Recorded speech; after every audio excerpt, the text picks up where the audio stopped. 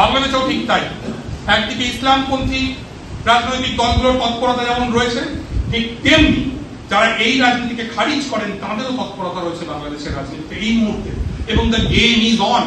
21শে চেতনা ও অভ্যুত্থান পরবর্তী বাংলাদেশ বিধায়ক আলোচনা সভা মুর্শিদাবাদ জেলা সাংবাদিক সংঘে বাংলা সাহিত্য সাপ্তাহিক পত্রিকার আয়োজনে শনিবার বিকেলে সভায় বর্তমান বাংলাদেশের পরিস্থিতি নিয়ে আলোচনা করেন বিশিষ্ট সাংবাদিক অর্ক ভাদুরী। সভায় অভ্যুত্থান পরবর্তী বাংলাদেশের পরিস্থিতি নিয়ে কি বললেন তিনি? যেটা সবচেয়ে গুরুত্বপূর্ণ কাজ করেছে, এটা যেমন একদিকে বামপন্থী উগ্রতাকেও মাথা চাড়া দিচ্ছে। আমি লাল সন্ত্রাস ইত্যাদির কথা বললাম, যার অভিঘাতে যখন লাল সন্ত্রাস করতে হবে লিখলো ফেসবুকে, তারপরে ইসলামপন্থীরা তারা বেরিয়ে পড়লেন রাত 1:45-র সময় মেঘ মোল্লারের মুন্ডু চাই করে ঢাকা বিশ্ববিদ্যালয়ে মিছিল করলেন এবং তারপর করলেন যে সিরাজ শিকদারের গ্রাফিতিটা মুছে দিলেন। তার অভিঘাত কি হলো?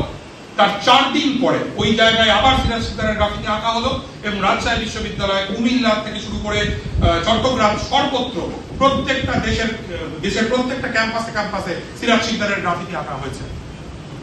বাংলাদেশকে আসলে মার্কস লিখেছিলেন ইউরোপকে কমিউনিজমের ভূত তাড়া করছে, বাংলাদেশকে আসলে একসঙ্গে দুইখানা ভূত তাড়া করছে, মৌলবাদের ভূত, মৌলবাদ বিরোধিতার ভূত। বাংলাদেশকে আসলে দুটো ভূত তাড়া করছে একসঙ্গে। বাংলাদেশেও ঠিক তাই।